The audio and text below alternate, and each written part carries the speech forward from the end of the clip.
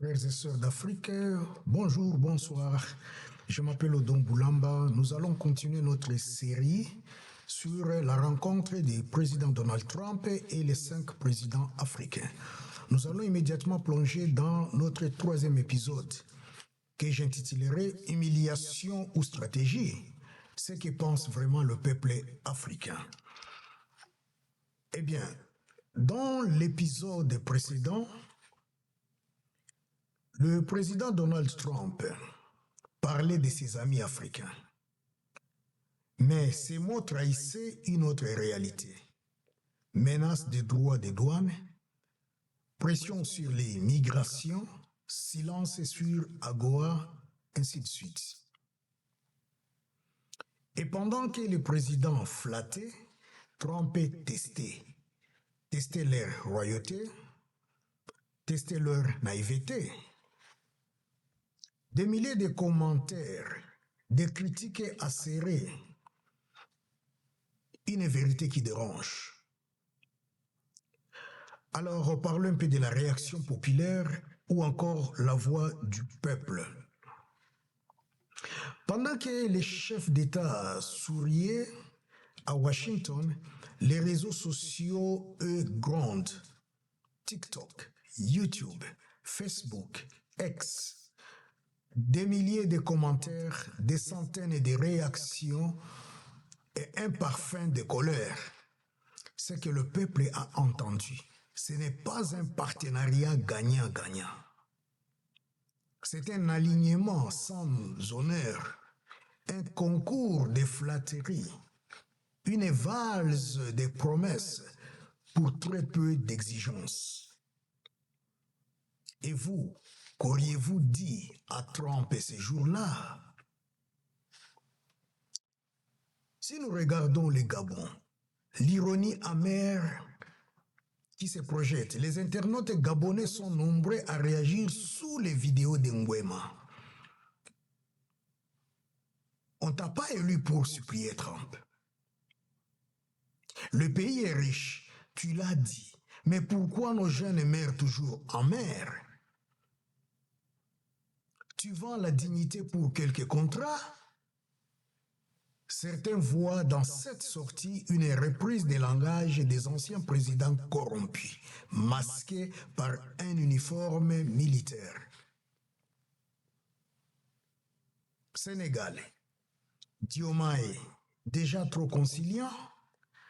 Du côté de Dakar, l'image du président, différent, est mise à l'épreuve. Il veut rassurer les investisseurs et le peuple qui les rassure. Où est passé le discours panafricaniste? Dakar, ville numérique pour les Américains, pendant que nos jeunes crèvent dans les hôpitaux. Même des partisans des PASTEF expriment une gêne. RDC, Mali, Burkina, la distance lucide. Dans les pays non invités, à Washington, RDC, Mali, Burkina Faso, Niger, etc. La réaction est encore plus tranchée. Ils sont allés là-bas comme des élèves devant le maître. Nous, au moins, on dit non. Trump n'est pas l'Afrique. L'Afrique, c'est la rue, les peuples, la résistance.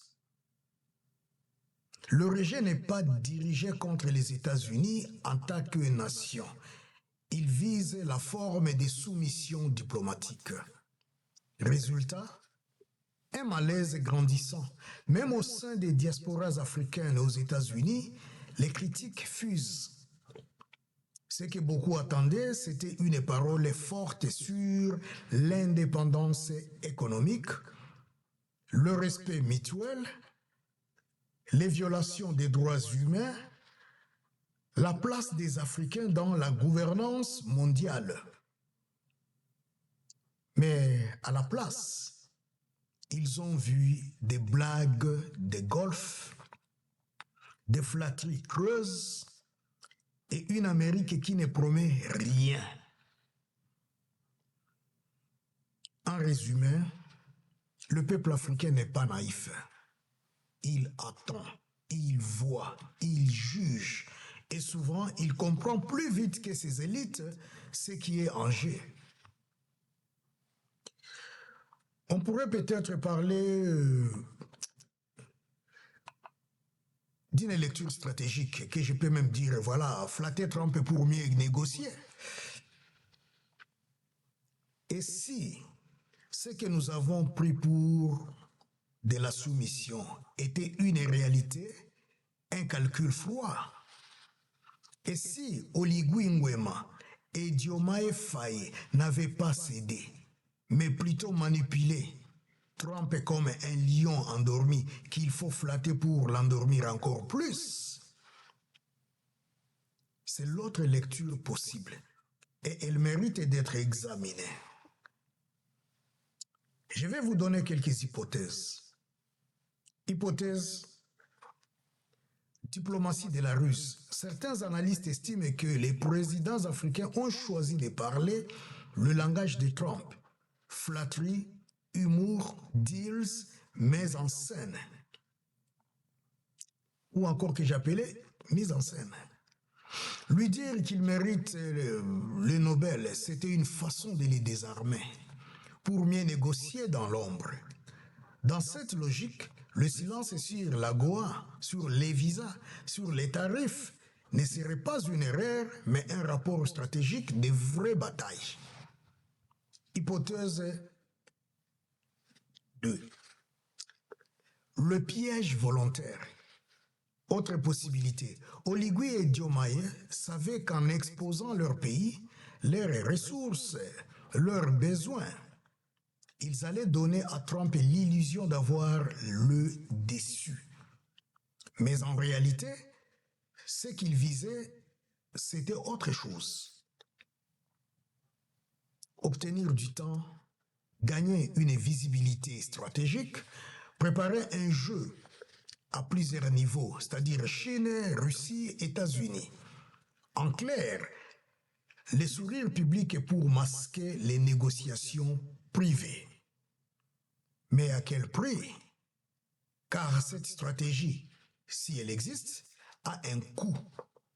Elle humilie l'Afrique visuellement en laissant croire qu'elle ne sait que supplier. Elle affaiblit le message panafricain en diluant toute critique du système mondial. Elle cristallise la méfiance des peuples qui ne voient aucun contre-pouvoir dans ces échanges. Et surtout, elle laisse Trump réécrire l'histoire comme s'il était le pacificateur du Rwanda, le sauveur de l'Afrique, le bienfaiteur du continent.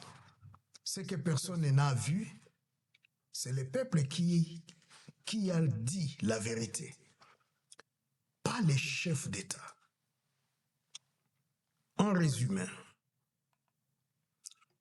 flatter pour mieux négocier, c'est une stratégie, mais ce n'est pas une doctrine. Et surtout, cela ne remplace pas le courage de poser les lignes rouges. Pas du tout. Mais ce jour-là, qui tirait vraiment les ficelles? Spoiler, ce n'est pas Trump. Et si tout cela n'était qu'un test, et si les vrais maîtres du jeu étaient ailleurs? Et je vais vous développer ça dans l'épisode qui va bientôt suivre. Une fois de plus, merci pour votre attention. Je m'appelle Odomboulamba. C'est sur cette note que je vais vous quitter et je vais vous rencontrer dans notre 4e épisode très bientôt. Abonnez-vous, partagez, cliquez sur j'aime et à très très bientôt. Merci, au revoir et à la prochaine. Merci.